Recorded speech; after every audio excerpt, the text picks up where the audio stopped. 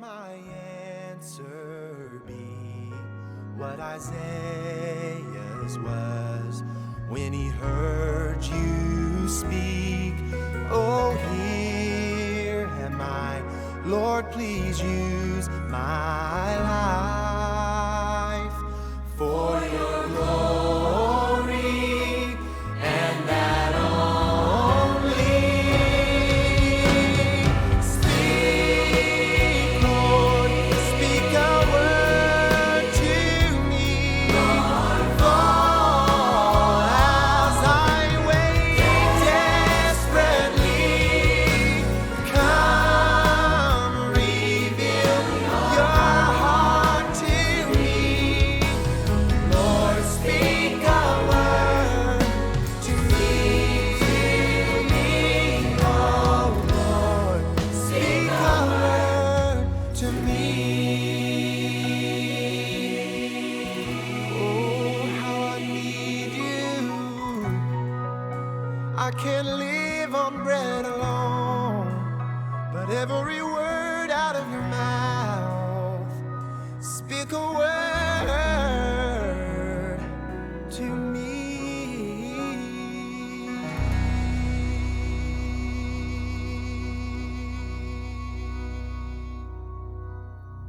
Okay, welcome everybody to the N.EX.T Bible study and podcast. This is a great crowd. Probably since after the first podcast, this may be the next biggest crowd. I appreciate you all doing this and coming out and showing interest. I actually am not the one doing this. I did not set this up. I did not put this together. Brother Caleb, Sister Charity, some of the staff here at the Saving Place came up with the idea, put it together, sponsored it, and they've been doing all the labor and the work behind it. They just want to know if I would teach, and so far I've been teaching, and maybe at times other people would teach, I don't know. But if you keep coming and you keep asking the questions and you still need answers, I'll do my best to study them out, and we'll keep doing this. If you don't have any need for this, I can surely do something else. I think this is the 9th podcast. Maybe only like the 7th one that we're actually doing live. And I know I keep telling you that we're going to get to shorter and shorter subject matters, shorter and shorter pieces, and that we are going to have more and more Q&A time. We can have as much Q&A time as you want. That's no problem. As all of you that were here last time found out, we'll question and answer afterwards as long as you want to. That's no problem at all. Sister Amanda, you can if you wanted to. I'm not telling you to, but you can go around. It's a full circle. So what we're doing right now, I keep saying we're going to get to shorter material and more Q&A. If we want to just have a Q&A session one time, we can do that. This material is big material. It's hard for me to take a subject like this and do it in 15, 20 minutes. I could break it up into 3 or 4 sessions maybe. But that's complicated for me too. I had a smaller piece of material. Matter of fact, those of you here last time, we ended the recording, and then there were some questions asked about divorce and remarriage and adultery and how the church sees that and different things. And we talked about that, brought up all kinds of scriptures and went around the room, and different preachers talked about it, and different people gave their questions and their answers. So that went on. The only problem is that was not recorded. Maybe that was just the Lord trying to spare my ministry, or who knows what. But it wasn't recorded, and what I was going to do is come back this time and just give a summation, put all that back together for everybody that didn't get to hear it, and give some more stuff that I had studied out in the meantime, and then open back up for Q&A. The problem I have this time is we're getting... Every time we ask for questions, and we don't even ask anymore, but we get questions every day, and there's a group of questions. I'm trying to put them in this group, this group, this group, this group, so I can answer 2 or 5 or 10 questions at once, because we have hundreds and hundreds, and over 1,500 questions we have now. I'll never answer 1,500 questions. So if I can answer 7 or 8 or 9 at once, that'll get us closer. This group of questions here comes up more and more and more all the time. I stopped and looked the other day. I have about 40, maybe 42, 43 questions that fit into this. It's the biggest group, so I thought if we don't take care of this, it's just going to keep growing and growing. And obviously, it's important. Obviously, people want to know, or we wouldn't have all these questions. I do want to say thank you to everybody that's been listening to the podcast, watching the Facebook Live. Several people have sent in donations to help us make sure we keep doing these programs. Anybody that wants to do that, that's wonderful. You can do that at hmaministries.com. And these things, I mean, they cost our money and our time. And if you send things in, we put it directly towards this or similar programs. So please do support it. That's important as well. I've had all kinds of texts and emails from the last couple of days. People are going to be listening to this exact podcast in Fayetteville, North Carolina, in Richmond, Kentucky, in Hawaii, in Alaska, in California, in Florida, in Fort Benning, Georgia. Some military men, a few military men and women are listening like you said you would. We thank you so much for what you're doing in defense of our country. Some military service people in Fort Sill said they were going to be listening tonight, and we thank you as well, and all your brothers and sisters in the military, and just people from all over the country. We got some military men said they were listening in South Korea. We have some missionaries said they were listening in South Africa and some other African countries. So it's wonderful. This is a technology that God has blessed us with the knowledge as humanity to use, and we need to use it. And I appreciate the fact that we're able to do this.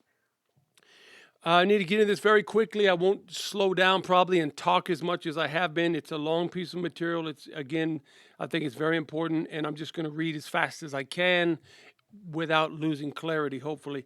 Because there's 40-some questions that I'm holding right now, just so you can kind of get your minds wrapped around how I package these questions together to give one string of answer. I'm going to read you just what I did was I picked 4 out of the 40-some questions that I'm trying to answer all in just this podcast, this Bible study tonight. The first question that I ever received on this actually is the whole summation. What is the church actually supposed to be doing? That was one of the very first questions we ever received at N.EX.T Bible Study Podcast. What is the church actually supposed to be doing? We also have this question. Am I the only one that is noticing that most churches are slowly but surely shrinking, yet they are still acting like their program and their doctrine is right, and we're still moving forward, or at least holding our own, and somehow not acknowledging that the church gets smaller and smaller and weaker? Question number 3 that I put down here is, and this is actually from somebody in our fellowship. I am a convert to a Pentecostal church. I am the only one in our church that has gotten saved in years. I'm still called the new convert, even though I've been saved for almost 4 years. Am I still called the new convert because I'm the only one, or at least the newest one? At times, it feels like calling me a new convert is our church's way of justifying our church. Is that true, Brother Sloggett? Is this how it's supposed to be? Is this how it is where you're from? Does someone else have to get saved and become the new convert before I become just a saint? How long does that normally take? Question number 4. This is another person I actually know. I am from a branch of holiness churches that originated in America. We are in South Africa, and our sister churches are in Serbia. The American churches started our South African churches, and the South African churches went with the Americans and started the Serbian churches. Both the South African and the Serbian churches were taught biblical practices, biblical principles by our American missionaries in the 1960s and 1970s. We have since severed all of our ties to the American holiness churches that founded us. It breaks our collective hearts that we live much more closely to what we were taught than the children and grandchildren of those that taught it to us. Listening to your podcast has stirred us much. I think that I understand that there are at least a couple of different sects of the American holiness churches.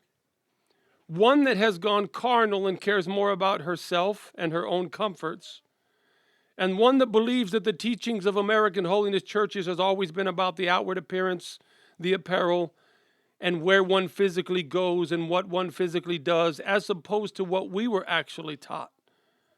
We were taught by the American holiness churches in the 60s and 70s that Christianity was about complete individual surrender to Jesus Christ and following his teachings. We were taught that his teachings were primarily about love, purity, and service to others.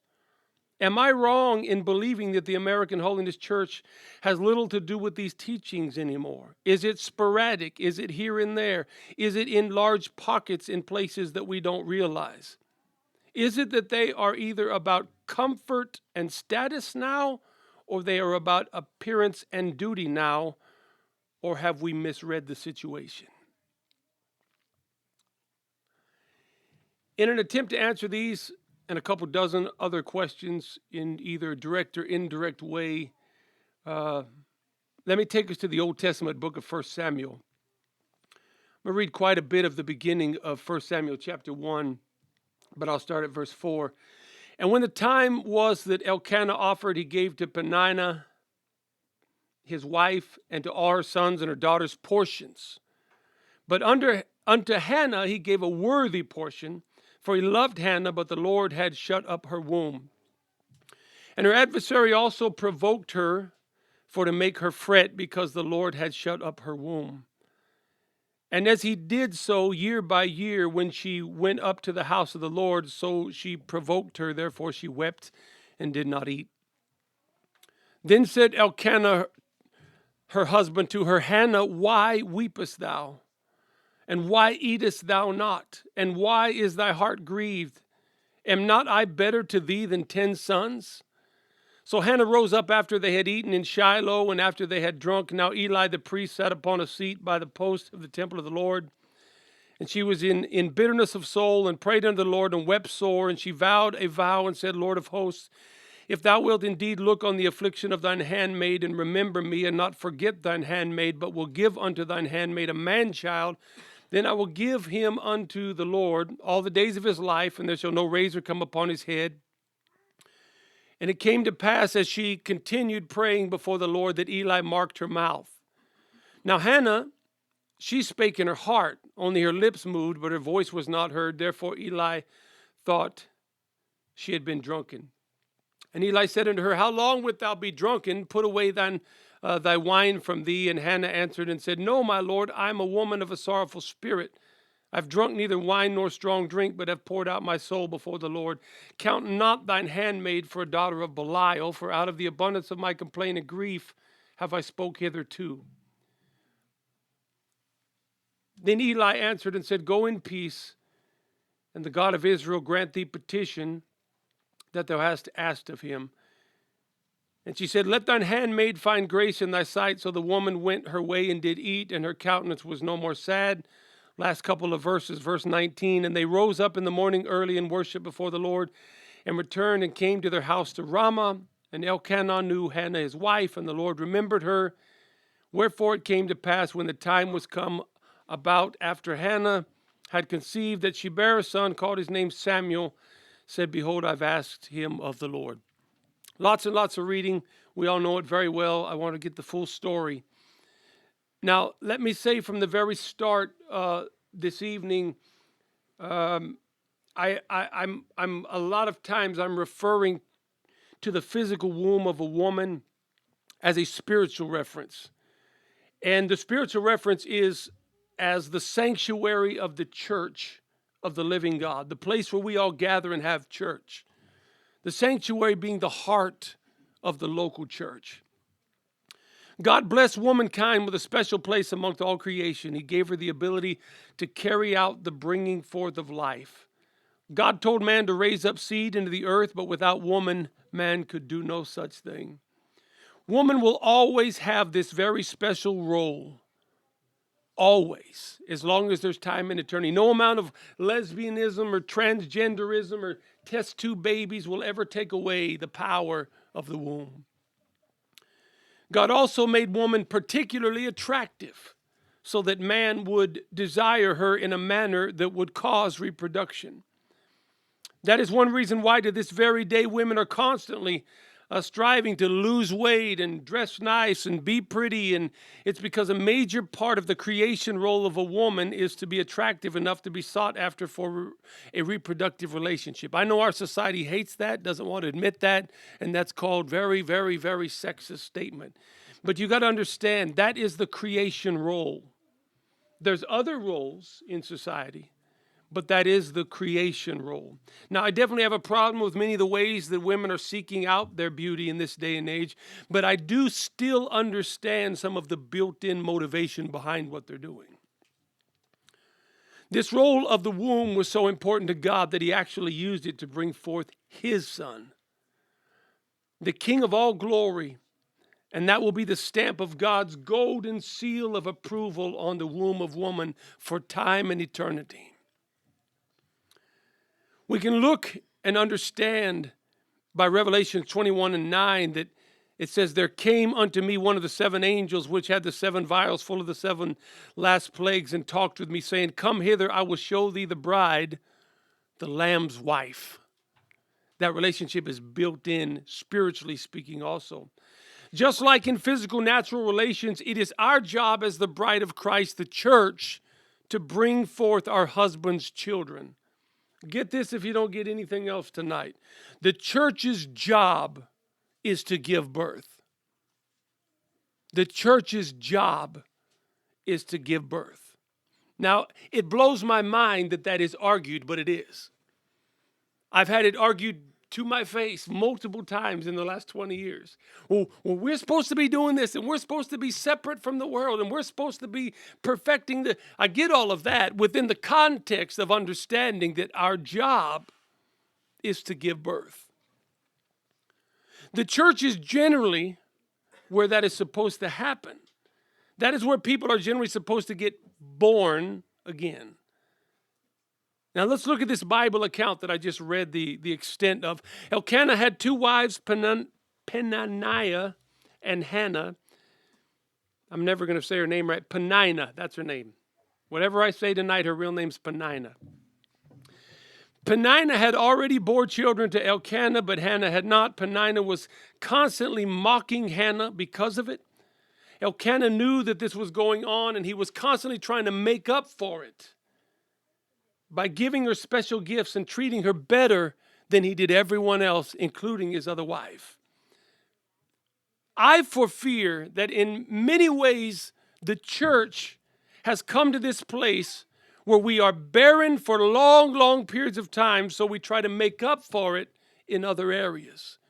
We cannot.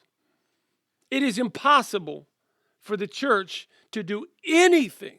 You can't live so tight, live so right, preach so high, shout so long. You cannot do anything to replace children. We don't need more meetings. We don't need bigger meetings. We don't need prettier curtains or louder speakers or more signage or more choreography. We are doing everything in the world at times to appear as if and convince ourselves and convince others as if we are the bride of Christ. The easiest way to convince anybody that we're the bride of Christ is to produce his children.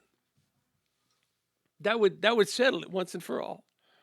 Well, this church thinks they're the real church. Well, this church thinks they got the right doctrine. Well, this church, where's God's children? Whatever body is producing the real children of Christ is the bride. That's the church. We even have those among us now that are trying to reverse psychology on themselves. They say things like, well, you can get a crowd if you just let the standard down. What standard? Whose standard? What I think they assume that they're meaning by you can get a crowd if you let the standard down is if you let the standard of Jesus Christ down, more people will come. Isn't that that's what we think they're saying, right? I have a huge problem with that. I have a biblical problem with that. Because if you're talking about the standard of men, then go have yourself a little cult if you want to. I really don't care. But if you're talking about the standard of Christ, show me one time in Scripture where Christ didn't raise a crowd. Start when he was born and end after he resurrected and went back to the Father, and show me one time Jesus Christ showed up in public and didn't raise a crowd. They loved him, they hated him, they tried to figure him out, they tried to trap him, but they always followed him. If a crowd is worldly, then I ask you, was Jesus Christ worldly? Because he always had a crowd. Holiness is attractive to humanity. A lot of people that I go to church with don't believe that. A lot of people that you fellowship don't believe that holiness is attractive to humanity. It is because Jesus was the most holy man that ever lived. And humans were attracted to him. Christ was the holiest man that ever walked the earth, and people flocked to Jesus Christ. Holiness is attractive to humanity. It is the opposite of sin, and people are weary and tired and miserable and broken by their sin, and they are drawn to anything that is the real cure for what ails them.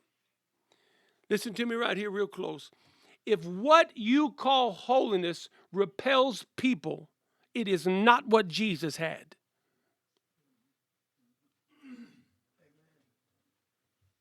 Whatever it is that you define as holiness, if it repels people, lost people, ugly people, mean people, tattooed people, I don't care, lesbian people, if what you have that you call holiness repels people, it's not what Jesus had. Because the lost, the hurting, the broken, the hypocrites, they were all drawn to Jesus. Jesus wants souls. He wants children.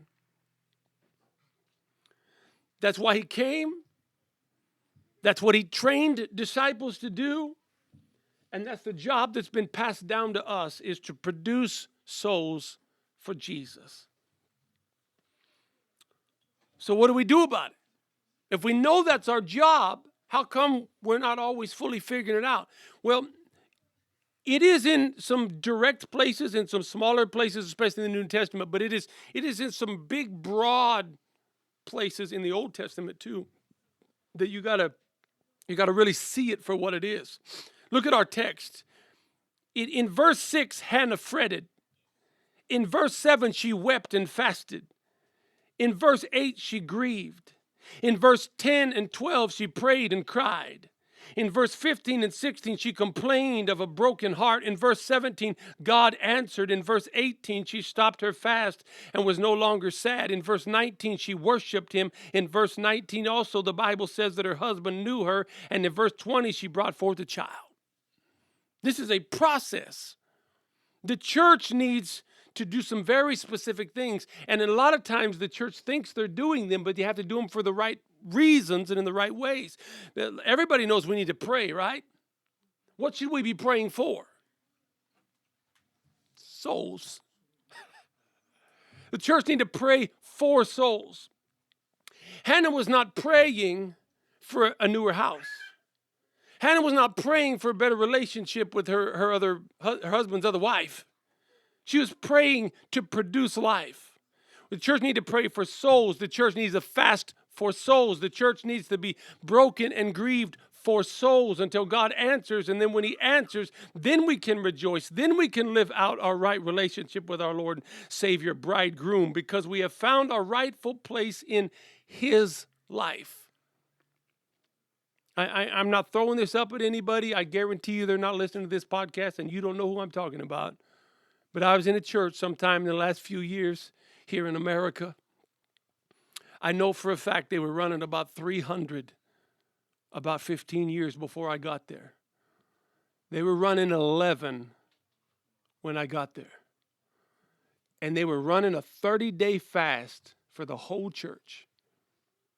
A 30-day fast for the whole church. All 11 of them were fasting for 30 days. I happened to ask what they were fasting for. They were fasting that the property line that kind of comes crooked and kind of messes up the straight line on the end of their property where their church, they're fasting that God would somehow move on that man or move on the government or help them come up with a way that they could straighten out that line. As soon as I knew that, y'all call me whatever you want to call me. As soon as I knew that, I knew why they went from 300 to 11.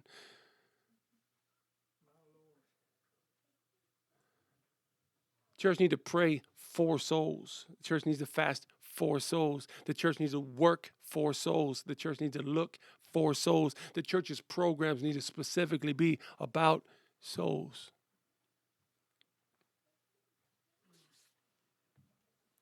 Once all of that comes into play and we're producing children again, look at verse 8. Then said Elkanah, her husband, to her, Hannah, why weepest thou, and why eatest thou not?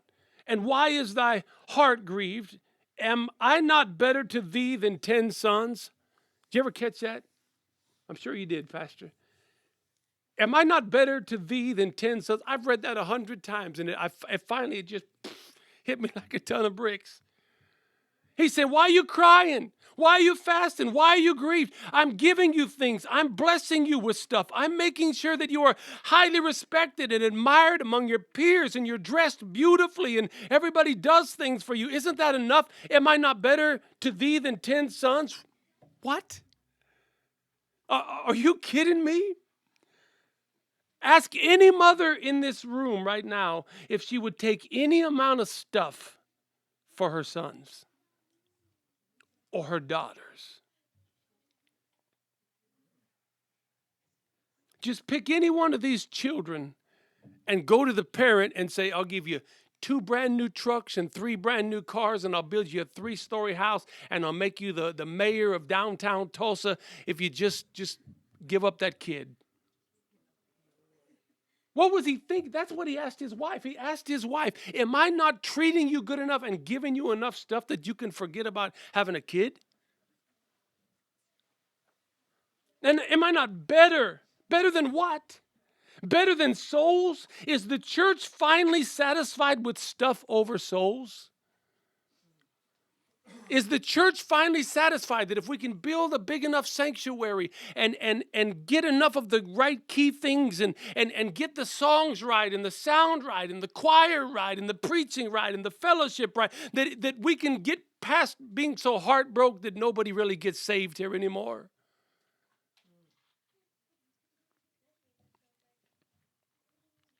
Is the church finally satisfied with stuff over souls? Oh, I'm just trying to work it out. I wait till I get this duck in a row and this thing lined and these people taken care of. And so what is it that we're satisfied with over souls? Is it politics? Is it getting along with family? Is it where are we putting forth our efforts as a church that we don't have the efforts we need to bring forth birth?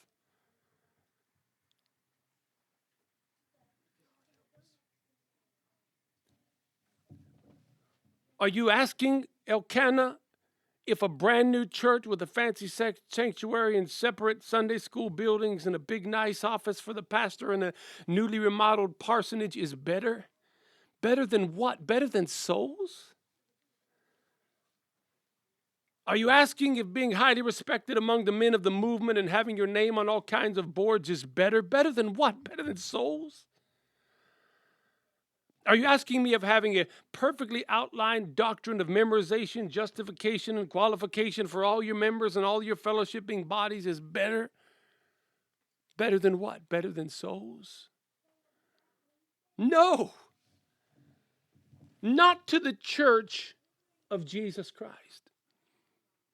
The comparison, I'm not making this comparison. God made this comparison. The comparison that God made is you take a woman that longs to have a baby, that can't have a baby, and that misery that you can't fix with nothing, no cruise, no steak dinner, no new dresses. There's nothing you can do to quench that agony except help her find a way to have a baby. That's where the church is supposed to be.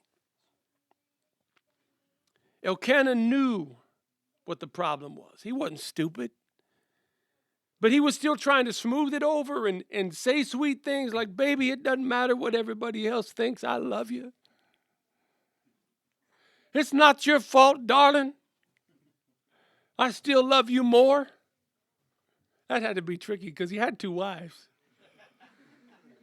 This is one of them times I'm glad I was born in the New Testament era.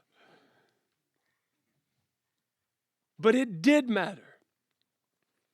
Hannah knew in the depth of her soul that she was a woman and she had a purpose, and that purpose called to her every day and every night, and nothing made it better until she fulfilled the calling of her creation purpose. She thought she was here for a reason, and you couldn't fix her life until she could fulfill that reason. We do some of the same things that Elkanah did. We say things like, well, where 2 or 3 are gathered. I hate that phrase, the way we use that. I love the text in context in the Bible, but I hate the way we abuse it. We say, well, people just don't want to hear the truth anymore. All of these excuses shouldn't matter. The church was called out, given the tools and a job and a purpose to fulfill, and we should be miserable. I know this isn't the kind of teaching and preaching that is a lot of people are wanting and that are swaying the masses, but the truth of the matter is, if churches continue to shrink, Christians should be miserable. We should be agonizing. We should be brokenhearted. We should be fasting and praying until we fulfill what we were sent to do. Bring forth children. Listen, you can dress up a sanctuary as fancy as you want. I have seen some of the most gorgeous sanctuaries, but I've also been in some other places that just look like a barn with some paint on it. And nothing dresses up a sanctuary like a lit up smile from ear to ear, born again, just got delivered, new convert.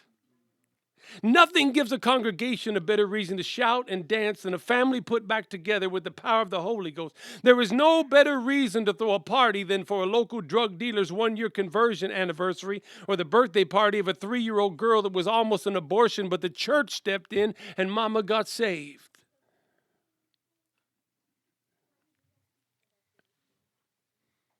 I've seen converts get saved at 2 little bitty churches in Idaho, 4 miles apart, at nursing homes, at street corners, in my vehicles, in churches all over this area, all over the country. And every single time it happens, how new the seats were, how well the mics worked, if there were brand new chandeliers or wallpaper falling off the walls, didn't matter at all.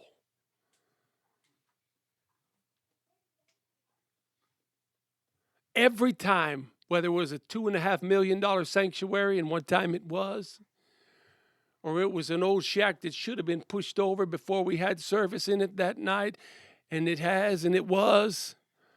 And every single time, at least, I can speak for at least 2 of us, at least me and the person that just got saved felt like we were 6 inches off the streets of gold.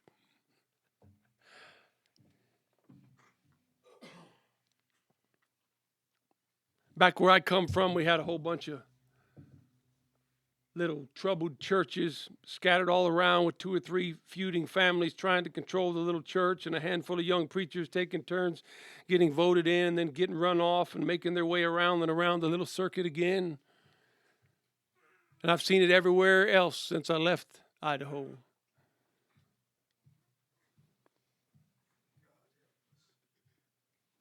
Every time a new preacher takes one of these little dead, dried up churches, he always does pretty much the same thing. He remodels the sanctuary, repaints the outside of the church, builds them a modern type steeple and puts new sod down and pours new concrete and paints them a new sign. And I always ask myself the same question, why? Why? I know. He's trying to win the respect of the people and get some new excitement going on in the local congregation and cause the fellowship to think that he's really making things happen and changing the environment. I get it. I really, really do get it. But in my humble opinion, it's mostly a waste of time. For several reasons. First of all, it gives the congregation a false sense of pride and a false sense of hope. Also, it sets a precedence for the next guy to waste more money and more effort and more time. And most importantly, it is absolutely the exact opposite of what the preacher should be doing. If the church wanted new carpet, they should have put some in. You don't need a pastor to put in carpet. If a church wants a new sign, they should put one up. You don't need a pastor to put up a sign. If you do need a pastor for that to keep the peace between the two sides, then you're not saved and you shouldn't be running a church while you're lost.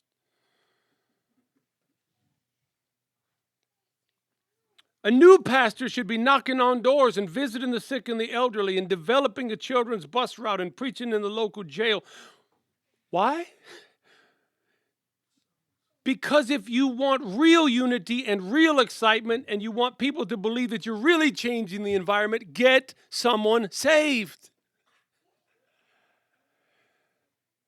That changes the environment, inside and out.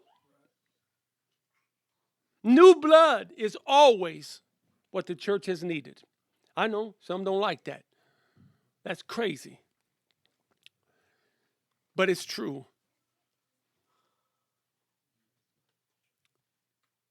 I remember I did a conference one time, had a bunch of pastors and a bunch of church leaders and stuff there, and I asked them to raise their hand, and I went around and called on the different ones, and I asked them, how many people have been saved in your church in the last 10 years or the last 5 years or the last 7 years or whatever, and they, off the top of their head, did the best they could and answered. And then I said, okay, now, one more question. How many have got saved in your church in the last, whatever I said, 5 years, 7 years, 10 years, whatever it was? And I said, that didn't already go there before? Or isn't directly in the household related to somebody that already went there before? Now, the first time I asked the question, maybe third to half of them. The second time I asked the question, almost nobody. I don't remember if it was one or two. And don't get me wrong, I understand that. That makes sense to an extent. Because you know your family better than you know anybody else. And we know our circle and our group and people that we work with and we have employed and people we've gone to church with better than we know anybody else. But the larger a church is, the less that's a good excuse. As the church grows, it should be growing into efforts because you have more and more and more manpower and more influence, more and more people in the community. It should be growing farther and farther and farther out. New blood is what the church needs. I'm not against a good remodel or a church expansion, but come up with a good reason first. I literally just talked to a few days ago, a young preacher that is completely remodeling and expanding a sanctuary that right now holds about 100 people that when they're done will hold about 140. And there's still 16 people going to church there. Why not do some real New Testament biblical evangelism and run that thing up to about 75 or so and then knock a wall out? Why not have a reason?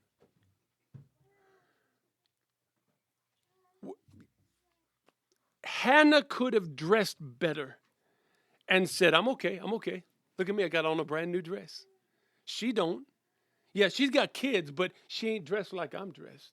She dressed more like my handmaid than the other wife.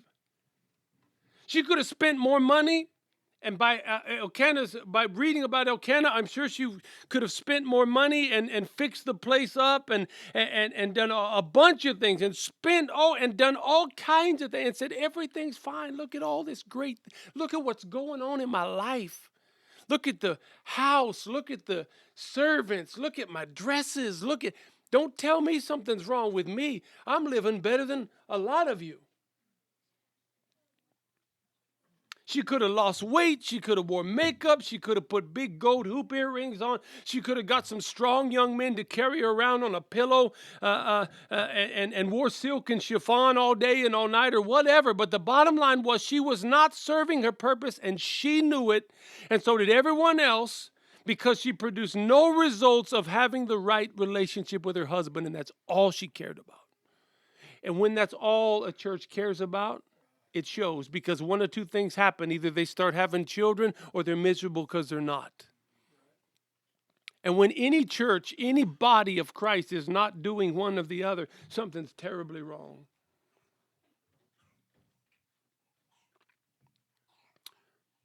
The American church is doing the same thing.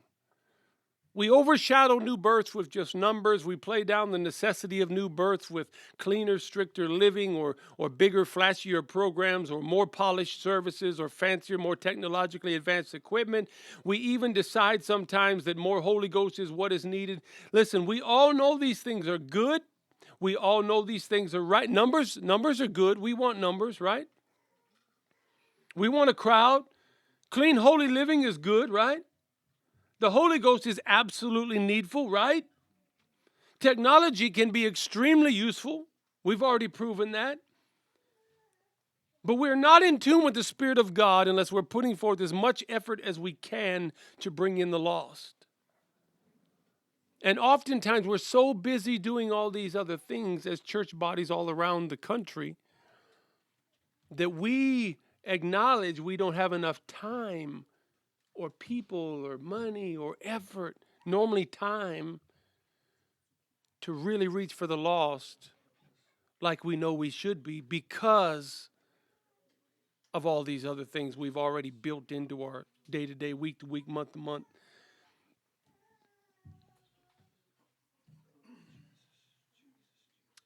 Technology can be extremely useful. It is right here tonight.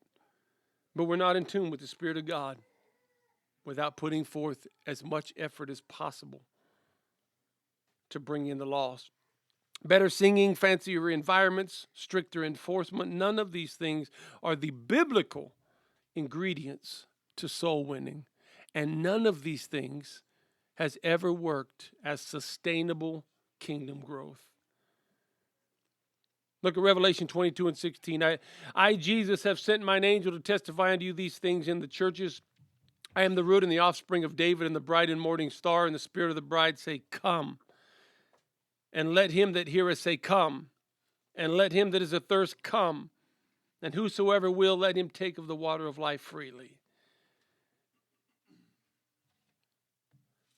You know what one of the primary keys to soul winning is, always has been, and always will be? The invitation.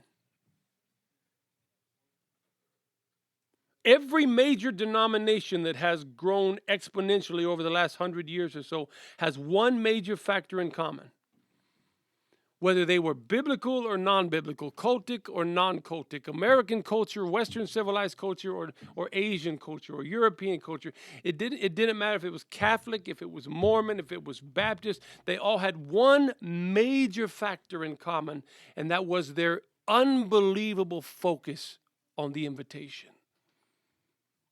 They knew if we invite 50 people to church, only one comes. So that told them if we invite 100 to church, 2 will come. If we invite 1,000 to church, 20 will come. So we need to invite next year 50,000 to church so that 500 will come. The unbelievable focus on the invitation. If it didn't rub me wrong, it would almost be humorous. So many churches that are so frustrated that nobody's coming. The question is, who did you invite? Oh, yeah, that. How many of y'all heard of the knuckleheads that say, well, it says out on the sign, everyone welcome. It says that on the sign out in front of the church where most independent free holiness churches in America, about 30 people drive by that sign every week. Because the church is out in somebody's cow pasture, 40 miles from town. That made all kinds of sense.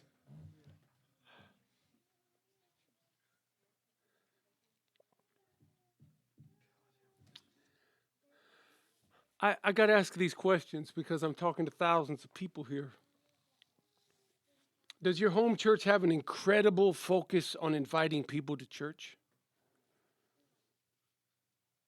Do they stand up in the pulpit and remind you of the focus of inviting people to church? Is the Sunday school program, is the adult Bible class, is the midweek Bible study, is it built in? Is there a mechanism there that uses those different groups as tools to invite people to church?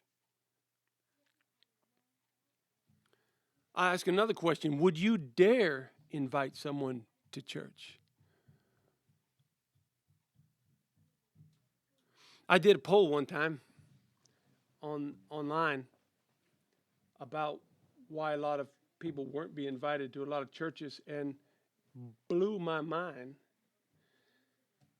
that 1/3 of the people said that the reason they invite so few people to church is because they would be embarrassed of what those people would see and hear if they came to their church.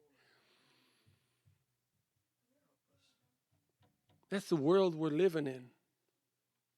That's the American Christian, Euro-Western 21st century church system we're living in.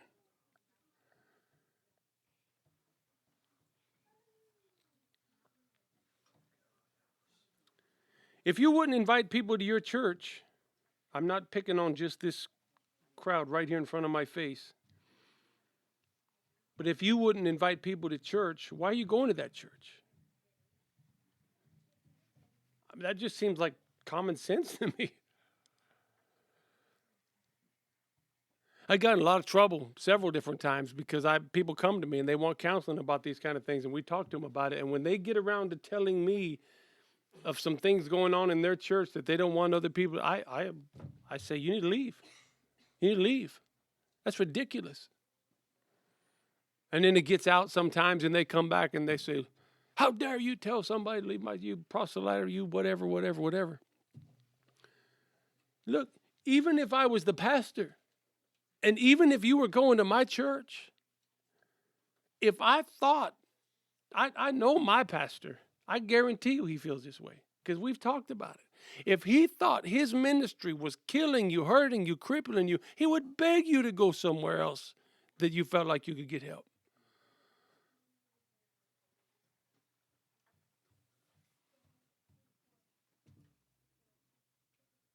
Do you go to a church that doesn't have a major focus on invitation because your church currently has other priorities?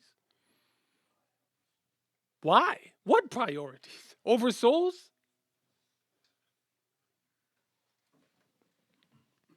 Who in the world would call themselves a church and not have the priorities of a church?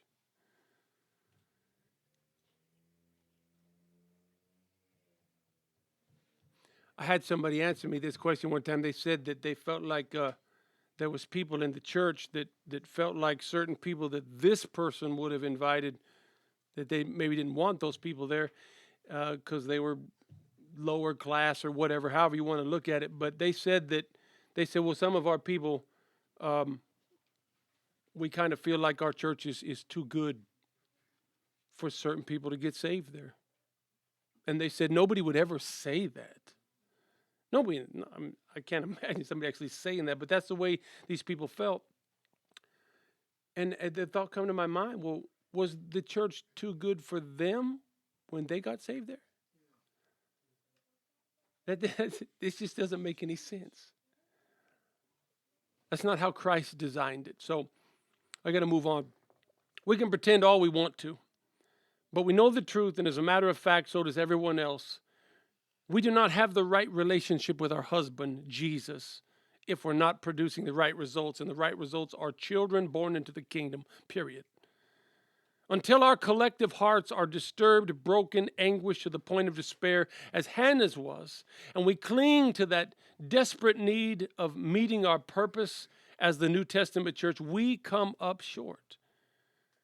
We must become a Rachel of Genesis chapter 30 in this environment. The church as a whole is not a Rachel of Genesis chapter 30. And until they get back to being that, we come up short. Genesis chapter 30, verse 1. And when Rachel saw that she bare Jacob no children, Rachel envied her sister and said unto Jacob, give me children or else I die. Would your church go along all right? Everybody listening to me on Facebook, everybody basically listening to me on the podcast, everybody sitting here in my store right now, would your church get along just fine and do just great in 2 years, 5 years, 10 years, 20 years? Would everything just be rocking on just fine, still having church, still good preaching, still good shouting, still good, everything just fine, if you didn't produce any souls? Most churches I know, I feel like that's true.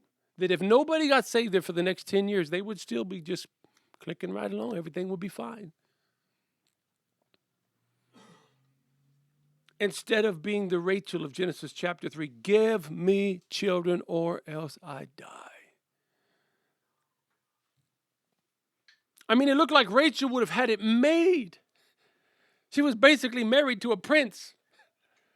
But she knew that she was here as a mother, as a bearer of life, to have her creation-intended relationships with her God-ordained husband, and it wasn't happening, and it drove her. Is the lack of new births in the church driving anyone? Driving you to what? Or if not, why not?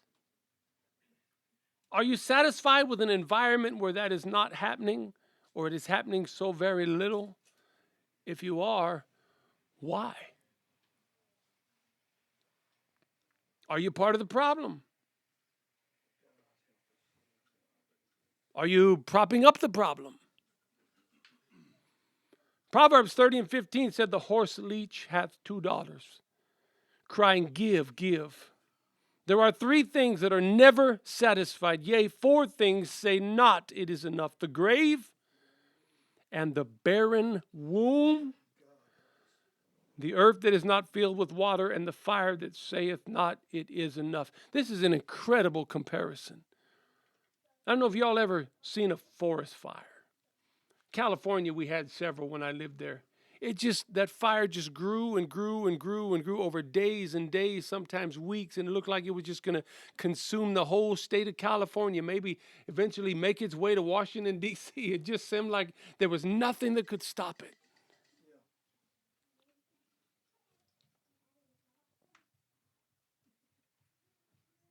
That's a comparison to the barren womb. The fire that just eats you up, that just inflames you, that just grows and grows and grows within you, the all-consumingness of it all, that I've got to do what I'm here to do. I hear it all over the country. They don't want what we have. Are you kidding me? Does that make sense to anybody? If what you have is cultic, watered down, over-exaggerated, hypocritical, then you're right. Nobody wants that. But if what you have is the love and holiness of Jesus Christ, yes, they do want that. Everybody wants that. They want nothing else.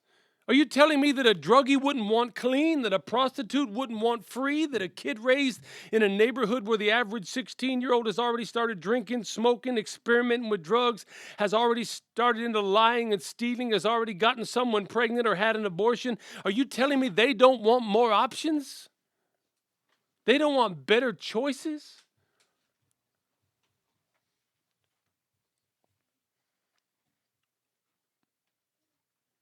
We may have come up in a little happy, churchy, religious, fairly well-to-do environment, perhaps, where we were taught and indoctrinated from young people all around people that look like us and know us and hang out with us and do like we do, that we are the right ones in the world and everybody else is wrong.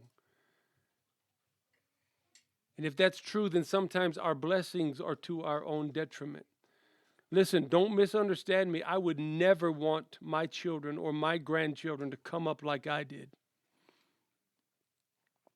But at the same time, I don't want them to misunderstand and misrepresent the blessings of God that they didn't have to.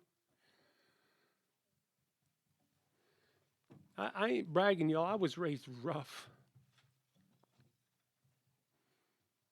I didn't get saved until I was 25. But don't you think for 1 second that this isn't what I was looking for the whole time?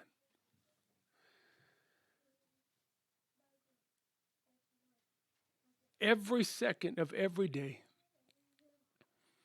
playing basketball, running the streets, involved in the gangs, getting all the different types of illegal highs that we could get our hands on.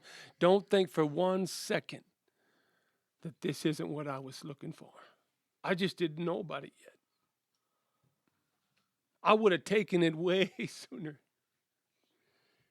if given the opportunity. And there's a whole bunch more Todd Sloggetts out there. They live next to us. They purchase from us. They sell to us. Their kids go to school with some of our kids. They're everywhere. Surely someone else here was lost before they got saved. Anybody? And can remember it.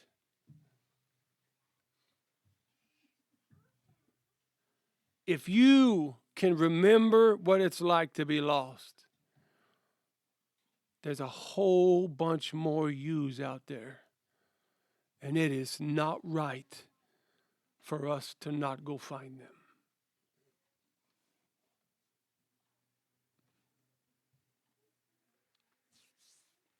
I probably need to do a whole other podcast just on how a church should go about soul winning correctly. But let me just throw one huge point out here, and then I'll stop and we can take some Q&A if that's what you want and kick some of this around. But don't be surprised when people don't come or don't come back. When you are a fully functioning church, but you're not specifically geared to receive visitors, guests, or the lost. Don't hypocritically act like, I can't figure out why nobody's coming. I can't figure out why they never came back. I can't figure out where everybody's at. When you never spent 15 minutes figuring out, deciding, calculating, and knowing how you were going to receive them when they did come. This is not about just you and me, how smart we are, how our Facebook page works, how technology works, how schmoozing and politics and everything. There is a God involved in all of this. There is a God involved in all of this. What I'm saying is, if you don't get prepared to receive them, don't be shocked if God doesn't send them. Think about this. If you're going to adopt a baby in the United States, you normally get a representative of the government agency to visit your home to see how prepared you are for the baby. And if you have no nursery, and if you have no crib, and if you have no blankets, and you have no toys, and you have no heat, that representative may come to the conclusion that the agency shouldn't send a baby to your home. We all agree, right? Right. Now, God sends a representative to every one of our church services. The Holy Spirit of God. He's looking for a sign that this is where one of his babies should be sent to. Are these people expecting a baby? Do they have people specifically in place to welcome a visitor? Are there gifts prepared to give to the guest? Is there teaching and discipleship and follow-up already in place to train up a new convert? Or are people surprised when a guest shows up here? Do they scramble around to know what to do with that guest? Or are they just ignored? Can you imagine an adoption agency sending a baby to a home where everybody works full time? No one is home during the day. The furnace is out and they got some little electric heaters plugged in. There's no food in the cupboard. Of course not. We would think that's insane. Then why are we so surprised that God isn't sending any more babies to churches that are busy with everything except being prepared to raise babies?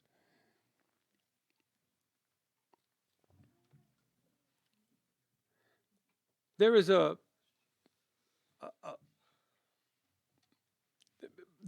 course far more to it than this, but I do know this much. Babies are sent to parents that are diligently seeking for babies to be sent to them, and to parents that have environments that are prepared for babies. And it's the same way with the church. If we're not going to be out seeking them, and if we're not going to be prepared to receive them, it would only make sense to me that we would get exactly what we prepared for. And one thing I wish would happen here. I personally know dozens and dozens and dozens of pastors that believe that they are prepared, but that their people aren't doing New Testament biblical outreach. They're not doing the seeking, and the pastor really doesn't know why. I know a lot of people in that boat. But I also know hundreds and hundreds and hundreds of saints that are doing the seeking and the boots on the ground evangelism, but they're so frustrated that the pastors and the leaderships and the home churches aren't getting ready to receive them. So it seems to be back and forth or both ways or one or the other. And what I really wish would happen is that the two sides would come together and figure out what each other's issues are and attempt to solve them together. And of course, it needs to be initiated from the leadership side. And if you can't do that,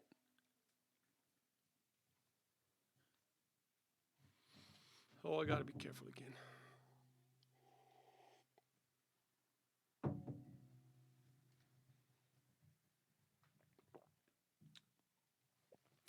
I'm going to be completely transparent here. What I'm about to say comes from a conversation I just had with somebody in the last few hours. But I'm going to say it anyway because I'm sure it applies to a whole lot of people in this country.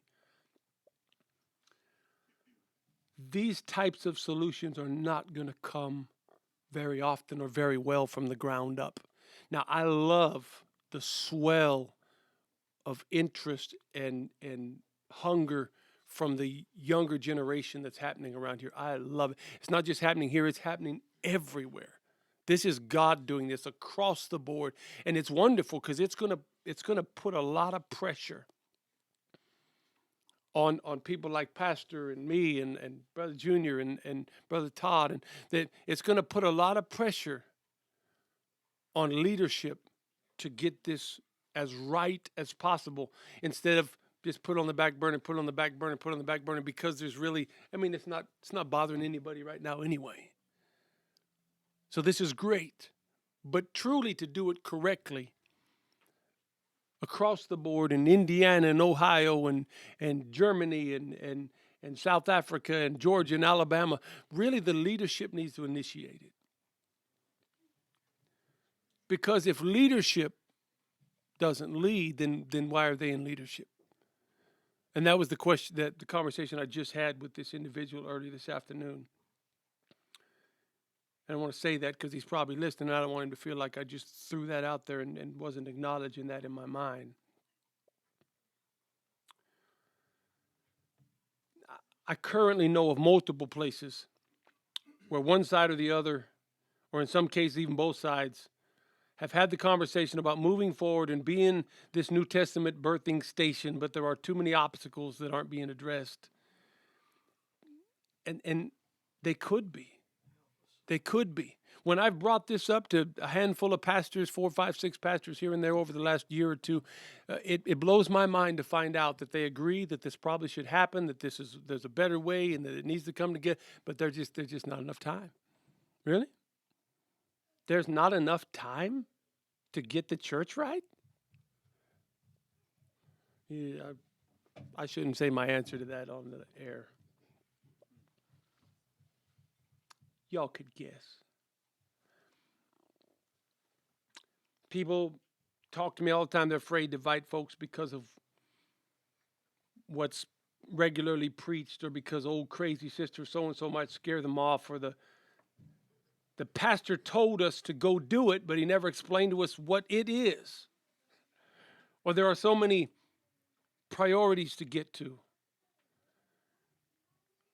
The new furnace, the playground equipment, the camp meeting board, the youth rally, the electrical bill, on and on and on, that we never actually get around to the reason why we're really here. What would it matter if we get a new furnace? I know y'all are almost all from the same church. Please understand, I'm talking to the country. What would it matter if we got a new furnace, a new playground equipment, and a bigger camp meeting and all of that if we never get around to doing what we're here to do? That's all I'm asking. I wish some group somewhere would get together and say, we want to talk about restructuring what we do on this property and make sure that it is about growing the kingdom first and building around that. We want the signage, the sermons, the windows, the pews, the classes, the positions. We want them about growing the kingdom. Are they all being used to the best of our ability to accomplish the entire reason why we even exist? I'd love to see that. Have you ever been to a store, but no one was around to check you out? You had the product that you wanted, and you're ready to buy it, and you got your money in your hand. But everybody that works at that store is in the office doing books, or up on a ladder changing a light bulb, or in the back counting stock. And sometimes I feel like that's where the church is. I feel like there's folk that want to get saved. And they're just waiting for us to come down off the ladder, quit changing the light bulb, and come back out of the back room and quit counting the inventory, and get out of the office and quit balancing the checkbook and find them. On a hillside outside Jerusalem, Jesus gathered those that meant so much to him. The time has come for me to go away, but I'll come again someday. Then they heard him say, he said, go, go, go, tell the world I love them. He said, go, go, go.